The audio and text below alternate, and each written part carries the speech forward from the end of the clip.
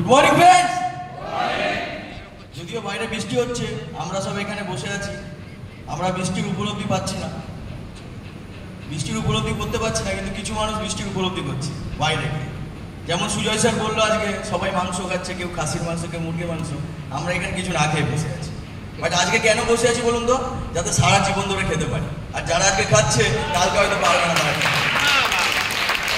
আজকে এখানে যে মাধ্যমে উপস্থিত হয়েছি আর যে মাধ্যম ক্রিয়েট করতে এসেছি, সেই মাধ্যম আর কেউ না, সেটা হচ্ছে advancement global venture private limited. একটা ওনার জন্য বিগ ক্লাস হয়ে যায়। আজকে এখানে যে যজ্ঞের মানে আগে হতো না, যে একটা মানে যে যজ্ঞ হতো, যজ্ঞতে একটা ঘোড়া দৌড়াতো, যেত আর কি দেশ থেকে, সেই দেশটা তার হয়ে যেত।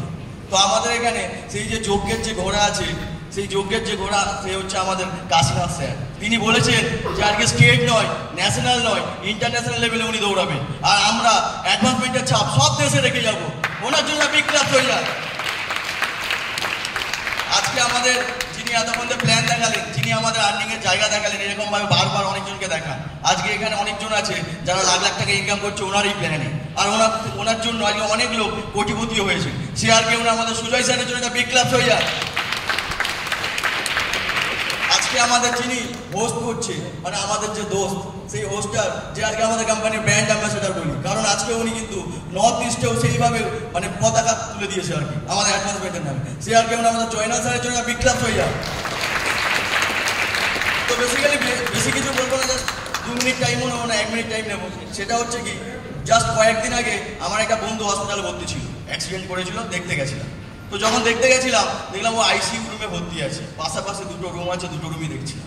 সেই 2টো রুমের মধ্যে একটা রুমে কি করছিল, যখন ওর মাথার সামনে যে টিভিটা মানে ছিল আর কি, আমরা তো দেখেছি আইসিইউ রুম, টিভিটা ছিল, দেখলাম আমরা ওঠানামা করছি, ঠিক আছে।